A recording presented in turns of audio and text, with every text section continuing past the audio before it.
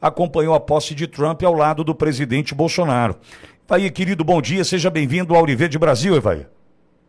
Bom dia, Pitólio, bom dia aos nossos ouvintes, a nossa Auriverde. Que alegria poder falar com vocês por todo o Brasil, tanto pela credibilidade como pela forma objetiva e transparente, né, e sabe o que estão fazendo a toda a sua equipe. Portanto, para mim, a grande oportunidade, e claro, né, de certa forma, muito feliz ontem, mais uma vez, por mostrar solidariedade ao nosso presidente Jair Bolsonaro, que foi injustamente impedido de participar da posse, talvez, da pessoa mais importante nesse momento para a economia global, né, oficialmente convidado, mas, infelizmente, a insanidade, a injustiça, a incoerência, né, a inaptidão para o cargo fez com que o nosso STF impedisse que Jair Bolsonaro pudesse, enfim, hastear a bandeira brasileira ontem no Capitólio, ao lado do presidente Trump. Mas, por solidariedade, passamos toda a manhã, na verdade, varamos a madrugada de hoje.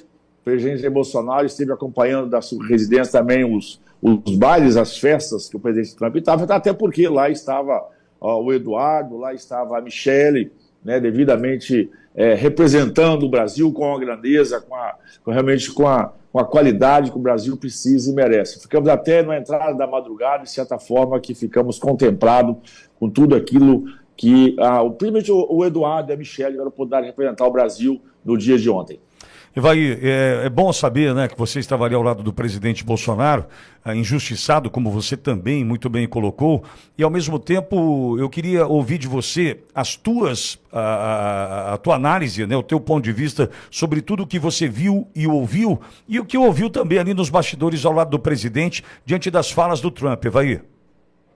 Olha, eu estive ao lado de um brasileiro ontem, que é Jair Messias Bolsonaro, muito sereno, né, acompanhou com muita atenção, inclusive assim, pedindo silêncio o tempo todo na sala, atento a cada palavra, a cada movimento, a cada comentário dessa cerimônia belíssima, né? Os americanos realmente, além, naturalmente, de toda a responsabilidade democrática e constitucional, também fazem eventos impecáveis.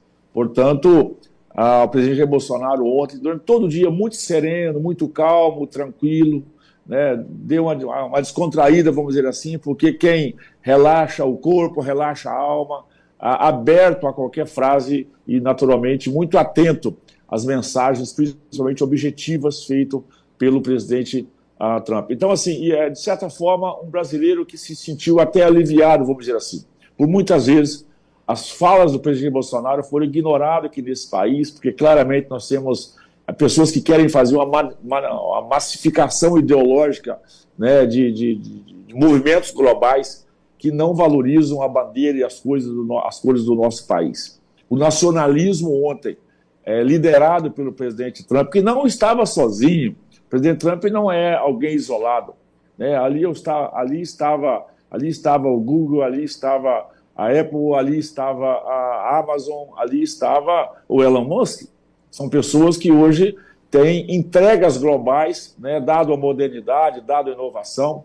Portanto, mais do que os políticos que o acompanhavam, presidentes de outros países, lideranças políticas e a diplomacia, que é sempre muito presente nessas festas de posses e cerimônia, né, o setor privado mundial se viu contemplado ali ontem. Um presidente que não se omitiu e tem orgulho de levar ao seu lado empresários, homens da inovação, de referência, fazer um discurso de abertura de mercado e liberdade econômica, mas, acima de tudo, defendendo o seu território. Jair Bolsonaro, naturalmente, isso foi música para os seus ouvidos, porque, de certa forma, ele tem sido, por muito tempo, ele foi um líder quase solitário aqui nesse país, trazendo essa mensagem também. E, naturalmente, quando você olha para a qualificação do ministério e dos cargos que o Trump está nomeando, Jair Bolsonaro também, de certa forma, já cumpriu esse papel, né? Quando você olha para o seu governo passado, né, olha aos nossos ministros, né, as pessoas de responsabilidade dos nossos órgãos. Isso, claro, mais uma vez, mostra que Jair Messias Bolsonaro é um homem muito além do nosso tempo, vamos dizer assim, que é visionário, né, que tem toda essa trajetória. Assim como o Trump também, há 25, 30 anos atrás, sempre expressou a vontade de um dia presidir o seu país, presidiu esse país, mas A máquina pública, com conluio com grande parte da imprensa americana, tentou tirar o seu legado.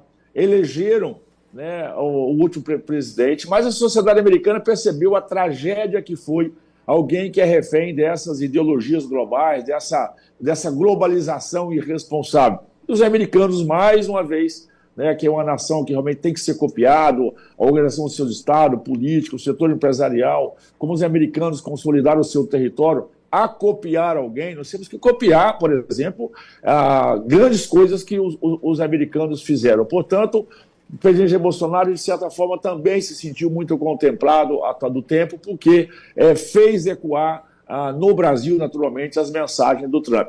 As pessoas, claro, têm uma forçação de barra de grande parte aí, vamos chamar da mídia tradicional, tentando deturpar as palavras do Trump, tentando interpretar as palavras do Trump, que não precisa de interpretação. Ele foi claro, objetivo e pragmático. E com os valores, naturalmente, foi muito bom ele falar da igreja, foi muito bom ele falar de família, foi muito bom ele falar de respeito ao setor privado, a valores que são essenciais para todos nós, e deixar isso muito claro, porque a organização política de um país não passa simplesmente pelo gabinete do presidente da República ou pelo parlamento. A essa organização da sociedade. E nós vimos ontem, na posse do Trump, que o presidente Jair Bolsonaro, mais uma vez, valorizou isso durante todo o dia, que foi valorizar a família, a igreja, os valores e o seu território. A nossa dignidade é construída no seu território. Essa falta de patriotismo aqui no Brasil, difundida por governos anteriores e pelo atual governo, isso tira de você o amor ao seu território, tira de você o amor pelo espaço que você vive. Quando você não tem amor, você não tem responsabilidade, você não tem aquela determinação de levantar cedo e trabalhar mais para construir a sua prosperidade, que é tão importante. Então foi assim, um momento para mim muito rico, né? Por muitas vezes o presidente Bolsonaro estava assim, de cabeça baixa, refletindo, anotou atentamente, honestamente, até vou dar um furo aqui, eu não consegui pegar esse relatório dele, mas durante todas as falas do presidente Trump, ele anotou atentamente cada frase, cada coisa importante. Isso foi assim durante todo o dia, varou a madrugada de hoje, né? Eu, particularmente, eu quero pedir a ele, até, eu sei que ele vai estar com você daqui a pouco, né, também falando para todo o Brasil, pedir a ele para que possa mostrar para nós esse relatório que ele produziu, que eu acho que é uma peça extremamente importante. E, possivelmente, né, ele vai se orientar daqui a pouco, porque tem esse alinhamento de pensamento, de valores entre ele e o Trump. Possivelmente essas anotações que ele fez ontem, e não foram poucas, também vai ser um grande mapa de navegação para todos nós daqui a pouco, dado os seus posicionamentos. Mas, e também ao outro lado, né, a tristeza, porque poucas pessoas do planeta, né, e jamais um governo brasileiro tinha sido convidado com a grandeza que foi para estar presente, que não é uma praxe dessa celebração, né, dessa posse do presidente americano, e naturalmente uma tristeza muito grande. O Brasil perdeu, o judiciário brasileiro tirou do Brasil um momento tão importante que é preciso firmar nossas bandeiras também no comércio internacional. E, claro, o Trump, em algum momento, ele, de certa forma, até, vamos dizer assim, até sagaz, quando quiseram colocar o Brasil numa relação de China, de outros países que falam pela paz global, né, ele foi muito objetivo, porque o Trump não confia nesse governo. O Trump gosta do Brasil, respeita o Brasil e sabe de todo o potencial que o Brasil pode. Mas o governo Trump, naturalmente, não tem nenhuma relação, identidade ou confiança no governo que está posto aí. Ele, uma hora, pergunta, mas quem é o Brasil na fila do pão para propor essa paz global? É um governo que não consegue pacificar nem o seu próprio território, não consegue pacificar nem a sua companheirada, está se metendo na política global. Então, naturalmente, o STF ontem prestou mais um grande desserviço à nação brasileira, tudo que já estão fazendo, que deveria se ater às regras constitucionais. Mas, quando se mete na questão da ideologização da política, e assim o está fazendo, quando tirou o presidente Jair Bolsonaro o direito de nos representar nesse momento que o mundo estava atento ontem, prestou mais um desserviço. Mas vamos levantar cedo e trabalhar muito, tenho certeza que 26 é logo ali, e nós vamos recuperar o tempo perdido. Evair, teve uma palavra usada pelo Trump ontem que me chamou a atenção e queria te ouvir, que é a palavra traição. né, o quanto foi traído o presidente Trump durante seu mandato e certamente a mesma palavra pode ser aplicada pelo presidente Bolsonaro também durante a sua gestão. Você entende que ambos tiveram a oportunidade de aprender com os erros, em especial de confiar em pessoas que acabaram, de uma certa forma, traindo a confiança destes? O que eles certamente viveram ali serviu de aprendizado, inclusive para outros. Milei, Bukele, Meloni, todos aprenderam com Trump e Bolsonaro. Você entende que esse Trump já vem com essa versão atualizada e refratário a essas traições? Isso pode acontecer também com o presidente Bolsonaro, Ivair? Caminhos percorridos e lições aprendidas. É claro que preciso de ressaltar aqui, né, a boa intenção que o Trump fez no seu primeiro mandato, e da mesma forma a boa intenção que Jair Bolsonaro fez no seu primeiro mandato. Mas a máquina pública, ela tem os seus urubus de plantão. Ela tem ali as suas hienas que ficam de plantão, doida para poder devorar. Inclusive, o Trump detectou no seu primeiro governo um gabinete corporativo de funcionários efetivos da Casa Branca que conspiravam contra o governo, negavam informação. Eu me esqueci, tem até um termo em inglês que se chama essa organização. E esse mesmo corporativismo, o Trump já identificou, já dissolveu esse corporativismo, porque, na verdade, eles ficam ali porque quem muda é o governo, eles não querem mudar nunca. E o Trump detectou, inclusive, que teve muita informação estratégica que não chegou até ele, porque esse corporativismo, para poder manter o status, não dava transparência a isso. Isso não é um privilégio do Trump. Naturalmente, no primeiro governo Jair Bolsonaro também isso aconteceu. A máquina pública, ela é uma máquina de triturar talentos, ela é uma máquina de triturar inovação, que na verdade ela quer simplesmente o seu protecionismo, o seu status para, ao longo do tempo, ir comendo, né, a riqueza, ocupando esses espaços corporativos. Como eu disse, caminhos percorridos, lições aprendidas. Todos nós aprendemos um pouco mais. E o presidente Jair Bolsonaro hoje, claro, muito mais amadurecido, triste com algumas decepções que tem ao longo do caminho, mas o que tem que se ressaltar assim, é a bondade do seu coração. Eu tive a oportunidade de ser parlamentar, né, deputado federal ao lado de Jair Bolsonaro, acompanhar a sua rotina do seu dia a dia, a sua simplicidade, a sua objetividade, a sua transparência na forma de tratar de todos os temas. Tive a oportunidade de ser um dos líderes de Jair Bolsonaro na Câmara dos Deputados e despachar assuntos, um dos mais simples até os mais complexos no seu gabinete, né? E preciso dar esse depoimento, né, de um homem de coração bom, de um homem que confia nas pessoas, de uma pessoa que te dá a oportunidade. Isso faz muita diferença. Muitas vezes, eu quero ressaltar aqui um fato inusitado, contar os bastidores de quando eu era líder do governo Jair Bolsonaro, foi em agosto de 22, mais ou menos 45 dias das eleições, quando o Roberto Campos Neto, esse que foi reconhecidamente por 3 vezes eleito o melhor presidente do Banco Central do mundo, esteve com o Jair Bolsonaro, estou falando 40 dias antes do processo eleitoral, e disse para ele que para trazer a um cenário de economia equilibrado para o futuro era preciso, naquele momento, de subir os juros, para poder segurar um pouco o consumo, fazer a regulação da indústria e assim voltar à normalidade. Se subisse os juros mais cedo, claro, naturalmente, na sequência, se o Estado cumprisse o seu papel, também os juros começariam a baixar. E ele queria saber a opinião de Jair Bolsonaro, e o Bolsonaro, de forma muito pragmática, nunca gastou mais de 30 segundos para dar a resposta de qualquer tema, disse: olha, Roberto, os economistas, quem entende de economia no governo é você, Roberto Campos Neto e Paulo Guedes. Vocês precisam de fazer o que tem que ser feito. Não é o presidente da República que vai se meter em economia. Estou dizendo isso porque há 30, 40 dias no processo eleitoral, né, se fosse um presidente irresponsável e inconsequente, teria dado uma outra orientação. Essa mesma liberdade que sempre deu ao Roberto e ao Paulo Guedes, também ele deu a diversas pessoas, com cargos ou não, pessoas que puderam desfrutar do seu dia a dia. Eu fiz lá 30 viagens com o Bolsonaro pelo Brasil afora, né, recebia todo mundo no gabinete, tratava com as pessoas, da forma que é possível que durante esse caminho, né, alguma traição tenha acontecido, né, algum não entendimento, e também, muitas das vezes, vou dizer assim, desses urubus de plantão principalmente a máquina pública, esse corporativismo da máquina pública, que não só são os funcionários do executivo. Ali tem funcionários do legislativo, tem o quarto poder, naturalmente, que eu posso citar aqui, a imprensa, que precisam desse status quo, dessa proximidade com o governo para levar suas vantagens. O Trump, naturalmente, não vou dizer que amadureceu, né? O Trump é um homem já testado e provado, mas teve um aprendizado no seu primeiro mandato e ele já começa o segundo mandato dando orientação clara que vai fazer essas correções. E Jair Bolsonaro, naturalmente, também já aprendeu com todo esse seu processo,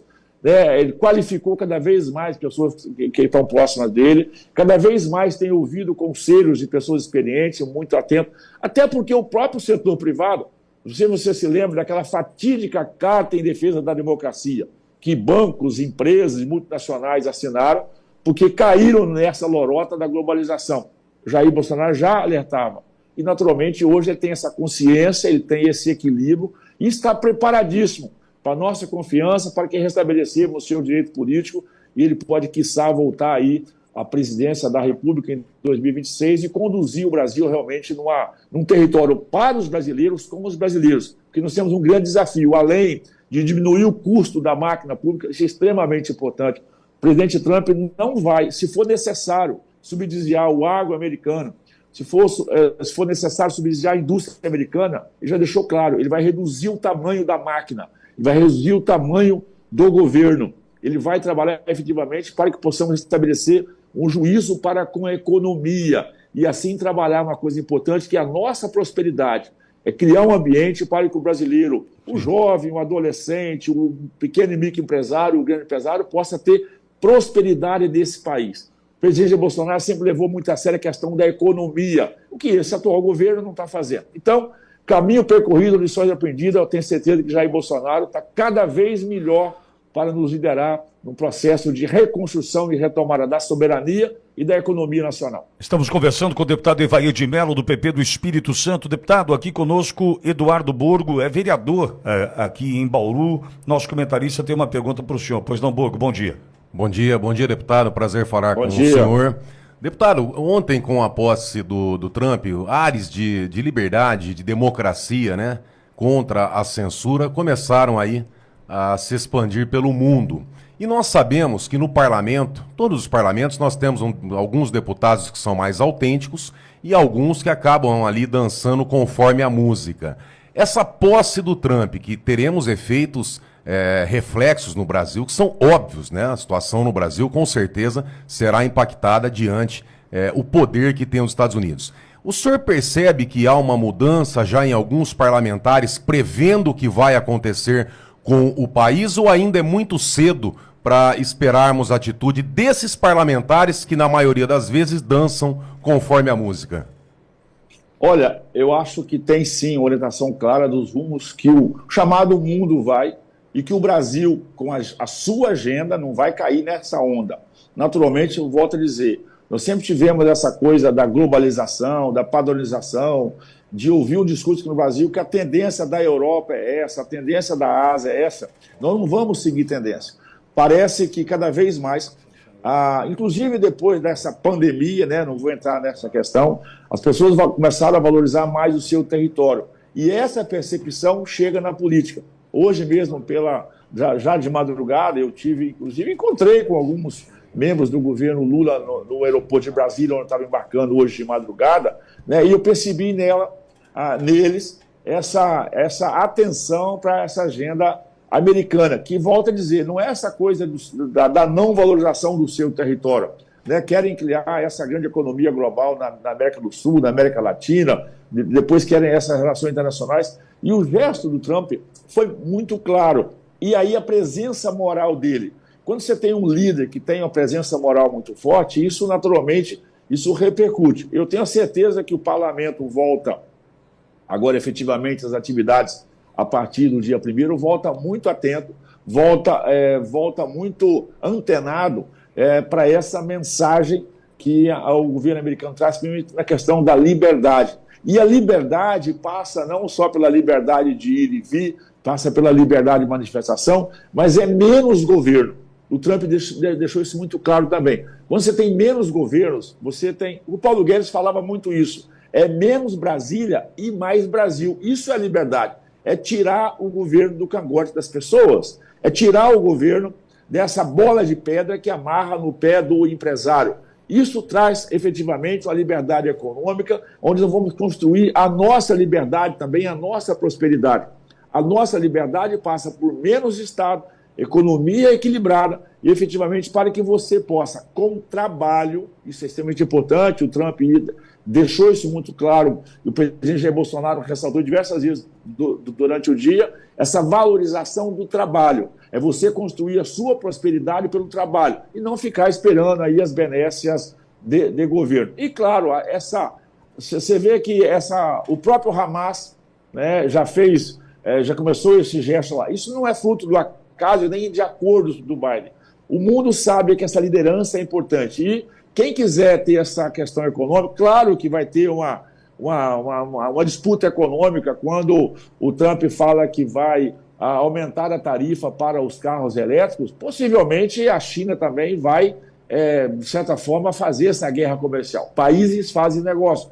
O Brasil, também, tem a sua liberdade. Eu estou muito confiante que na retomada agora do dia 1º de fevereiro, nós ao voltarmos para a Câmara e para o Senado, eu já tenho contato com alguns parlamentares que estão realmente com esse novo olhar, com esse novo direcionamento, o que possivelmente vai interferir nos votos e nas manifestações políticas no plenário, o que vai repercutir nas entregas políticas. E um fato extremamente importante, um governo brasileiro que está mal, está desorientado, você vê ontem a fala do Lula de desespero, aqui, uma falta de confiança absoluta, ele centraliza para ele normalmente o governo, que é claro os governos ditatoriais. O Lula ontem deu uma manifestação clara de não confiança nos seus aliados e ele fez uma manifestação clara das ditaduras. Só um ditador fala o que o Lula disse ontem. Nada pode ser feito sem a minha autorização. Isso mostra que ele não confia na equipe dele. Isso mostra que ele não tem